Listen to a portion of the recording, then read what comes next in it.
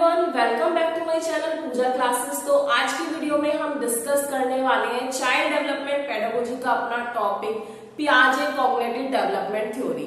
तो I hope आपको पता होगा कि जो पियाजे की थ्योरी है ये आपके सभी टीचिंग एग्जाम्स में आपकी बहुत पूछी जाती है और इससे रिलेटेड क्वेश्चन आपका सीटेट और यूपीटेट में तो जरूर मिलता है आपको।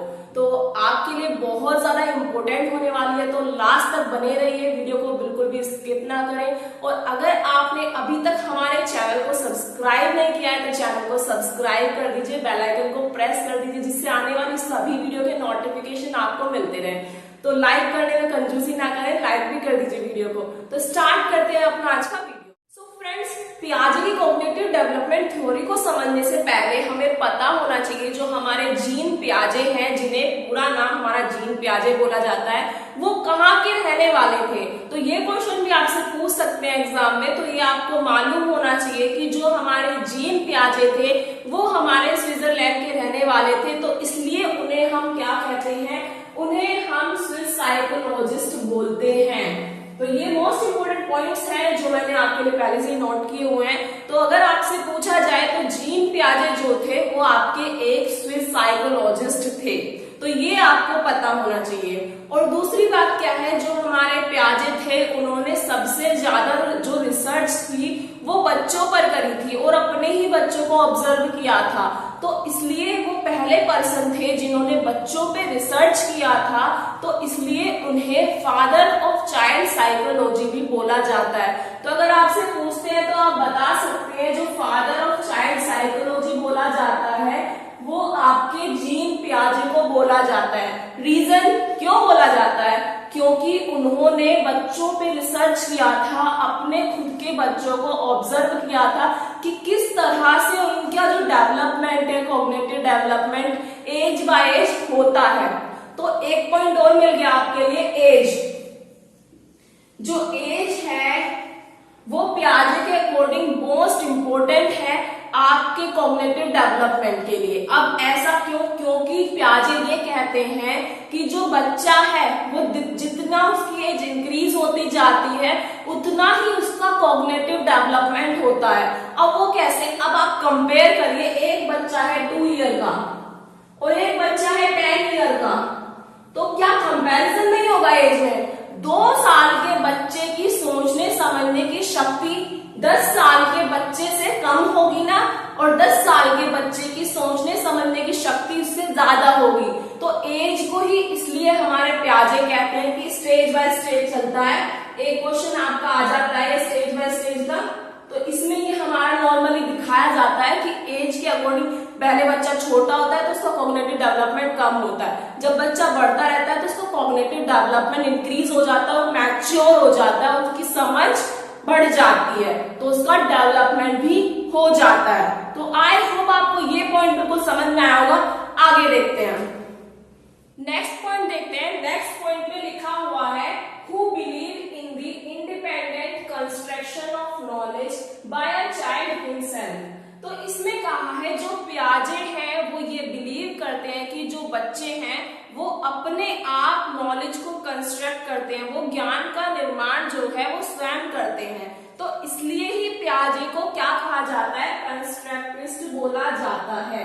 तो अगर आपसे पूछा जाए, कभी भी ऑप्शन में आ जाए, तो आप बता सकते हैं जो पियाजे हैं उन्हें आप कंस्ट्रक्टिविस्ट बोलते हैं। तो आई होप इतना आपको समझ में आ रहा होगा। आगे हम कंटिन्यू करते हैं। नॉर्मली हमने कुछ पॉइंट्स थे जो पियाजे से रिलेटेड हैं, आपसे पूछ सकते हैं एग्जाम में। तो अब समझने की कोशिश करते हैं कि कॉग्निटिव डेवलपमेंट, जिस थ्योरी को हम पढ़ रहे हैं कॉग्निटिव डेवलपमेंट, उसका मतलब क्या होता है। तो कॉग्निटिव का मतलब होता है आपका संज्ञान और डेवलपमेंट का मतलब आप जानते हैं विकास।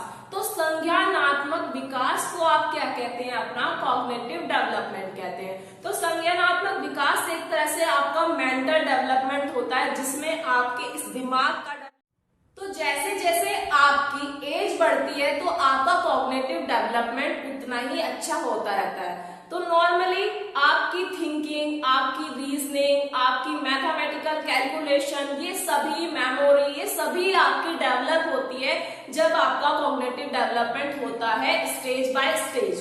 तो जैसे कि आप देख सकते हैं कि नॉर्मली जब एक बच्चा सेकंड क्लास में या फर्स्ट क्लास में है तो उसका इतना कैलकुलेशन नहीं कर पाता है, वो इतने अच्छे से चीजों को नहीं समझ पाता है, इतने टाइम तक वो माइंड में चीजों को नहीं रख पाता है। बट जैसे जैसे वो आगे continue stage by stage next class में पहुंचता है, 6th 7th 8th में आ जाता है, तो उसकी जो कैलकुलेशन पावर है, रीजनिंग है, थिंकिंग है, ये सभी डेवलप हो जाती है। वो पहले के अकॉर्डिंग बहुत बेहतर करने लगता है सब चीजों को।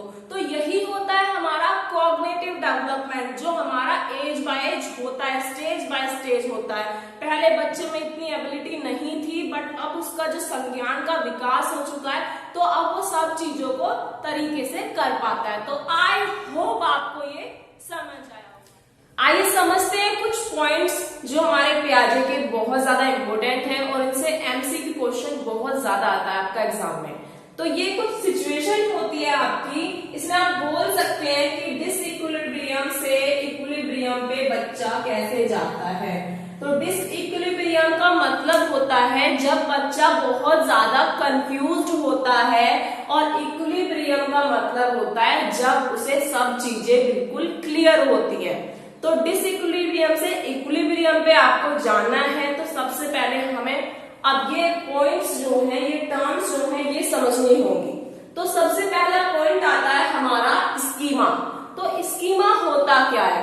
स्कीमा होता है जो भी हम अपने लाइफ में एक्सपीरियंस करते हैं चीजों को, और जो भी चीजें हम देखते हैं और उनकी एक अपने माइंड में एक मेंटल स्ट्रक्चर उनका क्रिएट कर लेते हैं, तो वो हमारे स्कीमा में फिट हो जाती है। जैसे कि मान लीजिए आपका कोई फ्रेंड है, आज आप उससे मिले और आने वाले कुछ 10 साल तक आप उससे नहीं मिल पाए, किसी रीजन से आपका स्कूल छूट गया, आप कॉलेज में चले गए, जॉब करने लगे, तो एक दिन आप अपने ऑफिस से बाहर खड़े हैं और आपने देखा ये तो मुझे देखा देखा लग रहा है कोई, तो आप माइंड में सोचते हो कोई तो है, जानता हूं मैं इसे, तो आपके स्कीमा में वो फिट है, इसलिए आप उसे कह पा रहे हैं कि आपको कोई देखा देखा लग रहा है, आपको लग रहा है कि वो आपका फ्रेंड है या आपका कोई रिश्तेदार है, कोई भी है, तो ये आपके स्कीमा में फिट है, तभी आप कह पा रहे हैं। अगर आप किसी को जानते ही नहीं है तो आपको बिना देखे कैसे कह देंगे कि हाँ मैं इसे जानता हूं।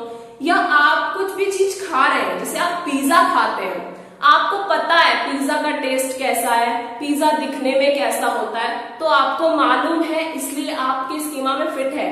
बट कुछ चीज आप गए रेस्टोरेंट में, आपको कुछ चीज अलग ही दिख गई खाने के लिए, आपको उसका नेम भी नहीं पता, टेस्ट भी नहीं पता, तो आप उसे नहीं बता सकते।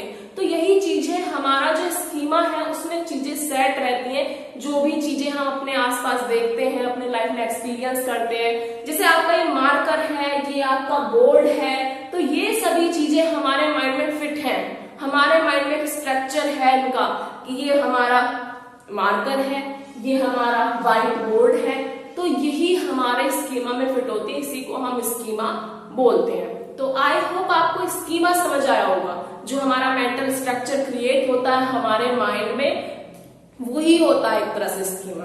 अब आते हैं हमारा नेक्स्ट एसिमिलेशन और एकोमोडेशन पे।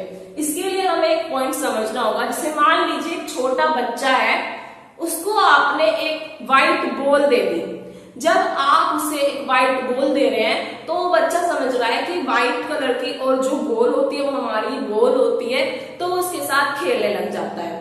नेक्स्ट उसके सामने बाद में कभी पेरेंट्स के कुछ भी खाने पीने का सामान ला रहे हैं और पेरेंट्स उसके सामने एग रख देते हैं, उन्हें नहीं पता कि इसको तो हमने बॉल बताया था व्हाइट कलर की बॉल होती है, तो बच्चा उस एग को उठाता है और उसके साथ खेलने लग जाता है। उसको लगता है ये भी एक व्हाइट कलर की बॉल है, इसके साथ भी खेलना ही है। तो जैसे ही वो उसके साथ खेलने लगेगा तो वो टूट जाएगा, तो वो कंफ्यूज हो जाएगा, फिर वो डिसइक्विलिब्रियम में पहुंच जाएगा कि ये तो बॉल नहीं है, ये तो टूट गया। तो वहां पे जब बच्चे को ये सिचुएशन क्रिएट होगी, तो अब उस बच्चे के पेरेंट्स उसके स्कीमा में चीजों को करेक्ट करने की कोशिश करेंगे, उसे समझाएंगे कि जो हर व्हाइट चीज है उसे बॉल नहीं कहते हैं, तो जो एग है बॉल है दोनों डिफरेंट चीजें हैं, तो ये आपको समझना होगा। तो उस टाइम उसके माइंड में जब ये चीजें करेक्ट होंगी तो वो डिसइक्विलिब्रियम, जो कंफ्यूजन उसके माइंड में आ रही थी, वो ठीक होगी, उसका एक नया स्कीमा क्रिएट हो जाएगा कि हर व्हाइट चीज बॉल नहीं होती है। तो इसे आप क्या कहेंगे? अकोमोडेशन चीजों को करेक्ट करते हैं और नया स्कीमा क्रिएट करते हैं। अब ये बात हो गई। दूसरी चीज आती है जब आप अपने पुराने स्कीमा में कुछ नया ऐड करते हैं। ऐड का मतलब कि जो हमारी बॉल है वो हर कलर की होती है, छोटी भी होती है और बड़ी भी होती है। तो जब हम कुछ चीज ऐड करेंगे, उन्हें बच्चे को बताएंगे कि सिर्फ व्हाइट बॉल नहीं होती है, बॉल बहुत कलर की होती है और सिर्फ छोटी बॉल नहीं होती है, बड़ी बॉल भी होती है, तो वो आपका कहलाएगा एसिमिलेशन, जहां पे आप न्यू इंफॉर्मेशन को अपने स्कीमा में ऐड करते हैं। तो ये कुछ 3 पॉइंट हैं। लास्ट आपका आ जाता है इक्विलिब्रिएशन। इक्विलिब्रिएशन का मतलब होता है जब आपकी न्यू इंफॉर्मेशन है और जो आपकी ओल्ड इंफॉर्मेशन है वो दोनों बैलेंस हो जाती हैं, तो उसे आप कहते हैं अपना इक्विलिब्रिएशन। तो आई होप आपको आज का वीडियो पसंद आया होगा, तो चैनल को सब्सक्राइब कर लीजिए और बेल आइकन को प्रेस कर लीजिए और वीडियो को ज्यादा से ज्यादा अपने फ्रेंड्स में शेयर करिए। Thank you so much. आज के लिए इतना ही। नेक्स्ट वीडियो में कंटिन्यू